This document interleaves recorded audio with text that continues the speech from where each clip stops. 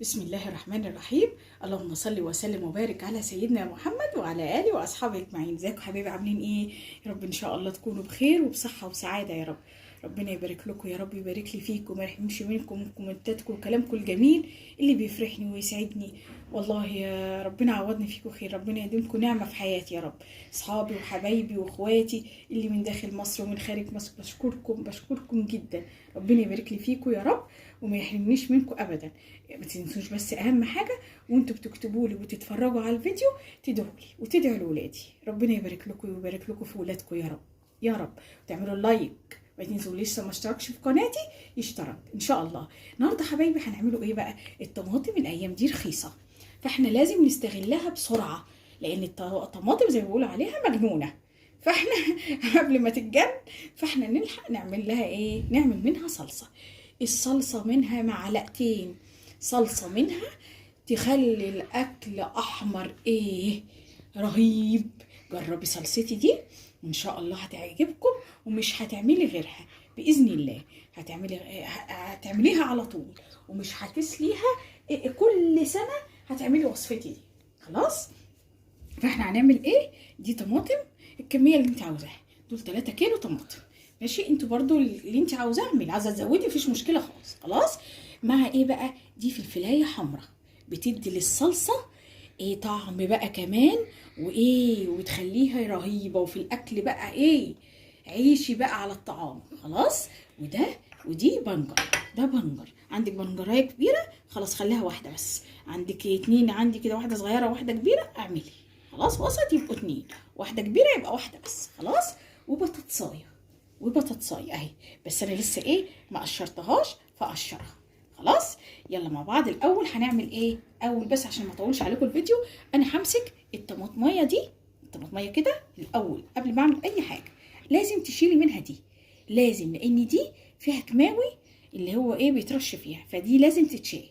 فهشيلها كده واعمل ايه؟ اجيب حله اهو زي ما انتم شايفين كده. خلاص. اجيب حله زي دي واشيل القمع بتاع الطماطم ده، وهمسك الطماطمايه اقسمها على 4 اهو كده كده. خلاص. وهعمل الطماطم كلها بنفس الطريقه كده. خلاص. شيل القمع زي ما انتم شايفين كده واقسمها 4 كده. خلاص. واحطها في قلب الحله. هعمل كل الكميه كده اهو اهي زي ما انتم شايفين كده. خلاص.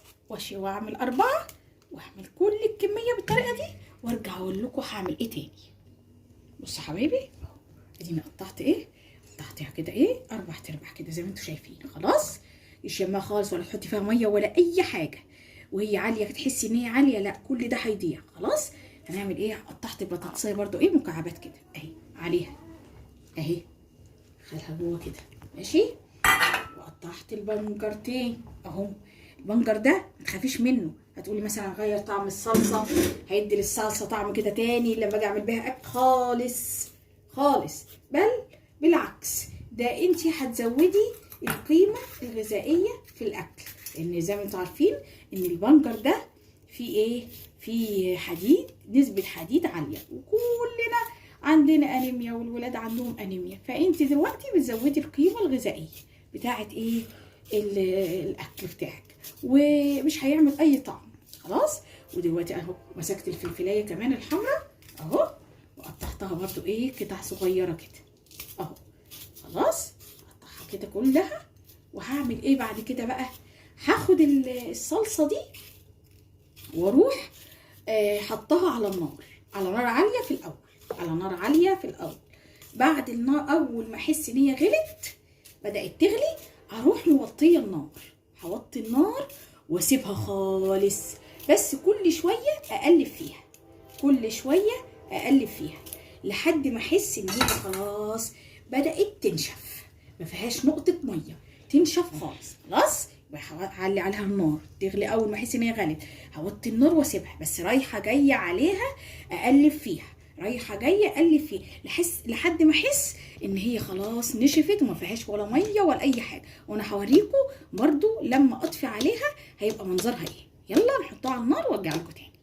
بصوا حبايبي بقى، بصوا الصلصه فضلت بقى مغطيه عليها النار، خرت بقى، عليت عليها النار زي ما قلت لكم الاول لحد ما غلت جامد جامد. بعد كده لقيتها بقى خره ميه كتير كتير كتير.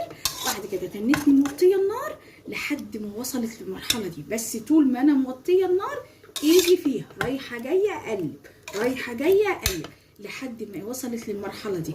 اسيب فيها شويه ايه يعني بسيطه كده علشان تتضرب معايا في الخلاط، لان انا لسه هردها تاني على النار. فاحنا ايه ما نخافش لما يبقى فيها شويه ميه كده، هي كده كده لسه ايه هتتعمل على النار. فانا اجيب الخلاط بتاعي كده زي ما انتم شايفين، ماشي، اجيب الخلاط كده اهو، احط فيه اهو كده كده اهو، وهضرب بقى، هضرب ده. يلا نعمله على الخلاط واوريكم. لقيتني ماشيه معاها ايه السياسه كده، لقيتها مش ماشيه معايا قوي، ممكن ازود شويه ميه صغيره خالص، ما تخافيش لو زودت شويه ميه ما تخافيش، احنا هنردها تاني على النار. فهي ايه كده بدات تمشي ماشي.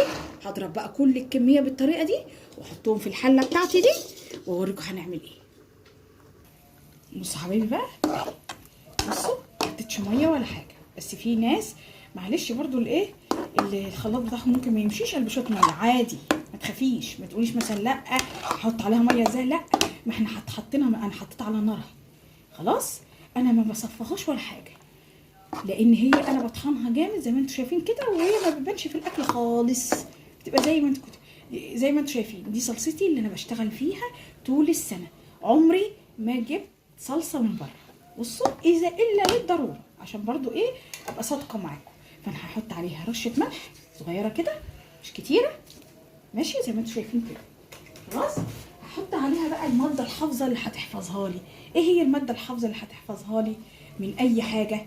معلقه السكر اهي، معلقه كده سكر كبيره كده على اخرها. ما تخافيش طبعا، انت كده كده انتوا عارفين ان احنا بنحطه على الطبيخ معلقه سكر في الطماطم وهي بتتسبك علشان ايه تعمل الحموضه. فاحنا هنحط نفس معلقه السكر دي علشان تحفظ لي الصلصه. خلاص هسيبها على النار بقى، على نار هاديه خالص، وافضل اقلب فيها خالص خالص، هتفضل تعمل في فقاقيع كده. اول ما تبدا بقى تعمل في فقاقيع كده واحس ان خلاص حاسه ان هي بصي ما بقتش فيها ميه، هروح قافله عليها واوريكي بقى واوريكم ان شاء الله انا هعمل فيها ايه. يلا بصوا حبايبي بقى، بصوا زي ما انتم شايفين كده. بصوا تنتني حطاها على نار واطيه خالص، ماشي، وطيه عليها النار، وكل شويه قلبت فيها لحد ما تقلت كده وحسيت ان هي ما بقتش فيها ايه اي ميه اهي زي ما انتم شايفين كده. اللي انا سبت لكم الحله بنفس المنظر ده علشان ايه انا اوريكم ان هي كانت بتطرطش بقى كده علشان تطلع الميه بتاعتها وايه. بس في قلب الغطا غطيتها علشان لما تيجي تطرطش ما تبهدليش الدنيا. خلاص اول بقى ما تبرد كده سيبتها تبرد شويه خالص اهو، نكون محضرين بقى البراطين بتاعتنا اهي.